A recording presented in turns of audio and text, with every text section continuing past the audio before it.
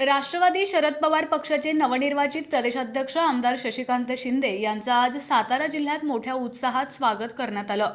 आपल्या जिल्ह्याचा सुपुत्र राष्ट्रवादी काँग्रेस पक्षाचा प्रदेशाध्यक्ष झाल्यानं राष्ट्रवादीच्या जिल्ह्यातील कार्यकर्त्यांमध्ये उत्साहाचं वातावरण निर्माण झालंय।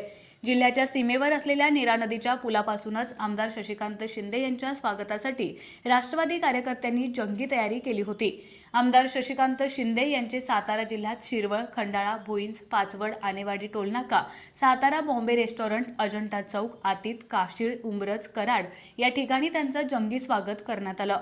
यावेळेला हजारो कार्यकर्ते त्यांच्या स्वागतासाठी उपस्थित होते। कुठल्याही प्रकारच्या अपेक्षा न करता माझ्यासारख्या कार्यकर्त्यांच्या पाठीमागे उभा राहिला याचा फळ आज मला या पक्षाचा अध्यक्ष म्हणून पक्षाच्या नेत्यांनी निवड केली।